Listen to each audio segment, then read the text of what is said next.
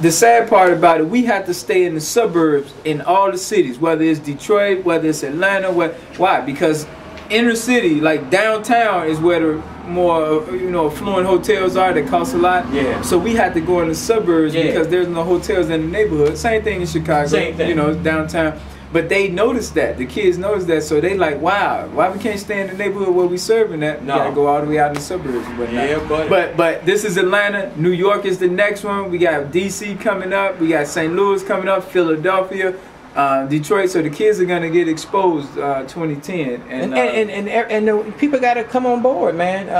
What you're doing, And here's the thing: while they're down there, this is what they're doing. They're organizing the different career clubs. They go find out who want to be a lawyer, a judge, a nurse, carpenter, who want to be an accountant, And we're gonna be working right now to make sure the Atlanta professionals know we coming, so they can meet us there and link them to the people on the ground. Same thing we doing in Chicago. We gonna take it to Atlanta and expose. But you show that Sunday is what kind of day? Sunday is family day. You know what I mean? I'm gonna be with my family later on. Hopefully you with your family. Monday is safety day. Make sure you got smoke alarm. Do your family know where to meet in case of a tragedy? Or you go run in the building looking for your daughter when she across the street, the neighbor calling you. So you guys need to make sure that you know where to meet in case of a tragedy. Tuesday education day. How many people dropped out on the block and they just waiting for you to go to work so they can break in? How can we work on helping them get them in school, get their GED? Wednesday economic day. How many businesses are going out of business, mom and pop stores, because we're not spending money with it? Can we agree that on Wednesdays we're going to put money into these small businesses to keep them sustainable? Thursday, health day.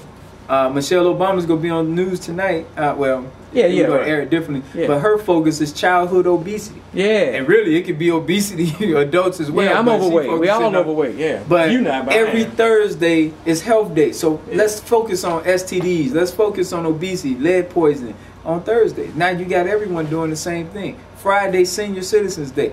Go out and do something special for an elder on Friday. What do you think will happen to the morale of the elders when they know on Friday we coming to serve them? And then Saturday, of course, Youth Day. That's why you're going to see the kids in Atlanta on a Saturday, because that's Youth Day. That's the day to spend time with the young people. And so we got these daily living habits, these colors all attached to it, that's really just telling us how to operate in unison. And it boils down to this right here. Yeah. This is $100 bill. Ben Franklin. But what we've been saying all along, it does not cost a lot of money to do what we do. Small contributions from a lot of people means more than big contributions from one person. And we just need everyone doing their small part. And we're going to turn this city inside out. Well, but we got shown that. Yeah, I'm going to take the band. Put the big band on there. But keep this in mind, you guys. We've been doing this for 10 years. So this is I'm sure. Let me show Big Ben, y'all. This is what it's about. People think I sell drugs and when I got to have money like this. No. Why they think you sell drugs? I don't, man. Some people think I'm 5'0" too, but you can't. I can see that. They think I'm 5'0" with this money, but I'm saying, but He's this a is good guy, y'all. But I don't get too many of these bins. Sometimes we bring them out sometime from the bank. Give me a bin so I can tell the bank. Well, what they do, they look at it, make sure it's I feel important. But guess what?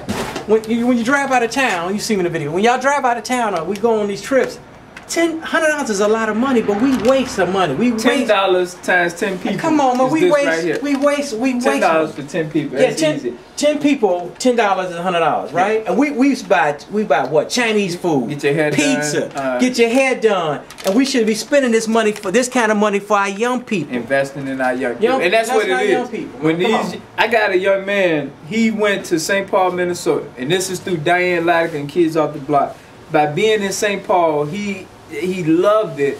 He moved up there a couple years now, and he's in school, he's working, and he's out of the oven here in Chicago. In Roseland, he was in the oven cooking, but now he's up there doing real well for himself. And that does our heart well to know he was exposed. Now that he's exposed, he moved out and doing well and paying taxes up there to the Minnesota government. So that's a great thing. But it's about, let's say goodbye to Ben, y'all, because this money's for, help people now.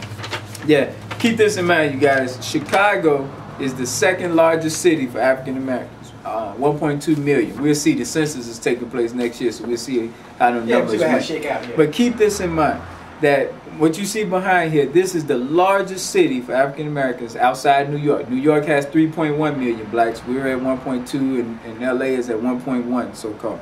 So if we can get organized in Chicago, we can stop being the #1 group for homicides. We can stop being the #1 group for HIV. We can stop being the #1 group for unemployment. All these are unique challenges to us, African Americans, which is why we're in the oven, which is why we operate under the DWBBA, don't want to be bothered areas. So what I'm saying, just like Barack said, we have to believe, and Jesse, keep hope alive. We have to maintain some level of hope that things are going to get better and then work toward that. We have to have that hope, because when we make our phone calls, every day we're making phone calls, and we hear people who don't want to be bothered, it pains me, because I know that they in the oven. I know that block just had someone murdered on, and if they are doing and saying they don't want to be bothered, how can we expect change to come on that block? Because it's got to come through them, and we're saying let's just link you together with some other people to help speed that change along. This is the city of Chicago, and it's zoned out. This is the west side here, this is the south side here, and this is the east side. 20 zip codes, primarily African American zip codes.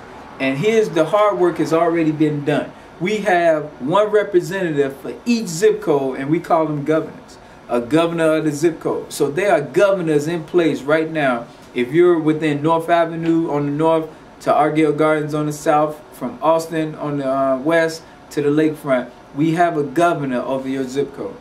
The problem is the governors have to have support. They have to have you know that they exist. We have to make certain that they know what block you live on, so that we can then start to galvanize and see this unity unlike anything we've seen before.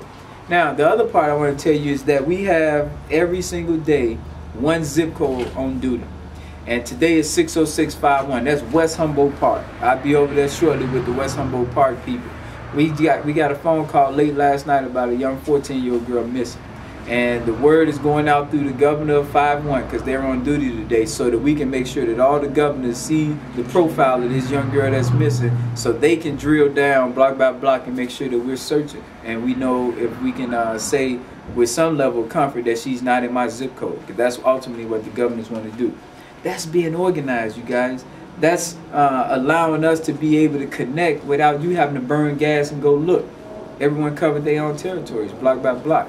Last year, when Jennifer Hudson's nephew was missing after her mom and brother was murdered, we was able to activate the block by block network and search and have people out searching the vacant lots in the area, the abandoned buildings, and we did it west side, south side, east side simultaneously. Why? Because the media put the story out there, so that made it easier for us to get agreements with everyone. They knew who we were looking for. But that's the benefit of being organized in these 20 zip codes, and we just need everyone's support so that we can make this thing a fully, highly visible, actualized process. And I'm just encouraging everybody to work with us to do that. Give your phone number, man.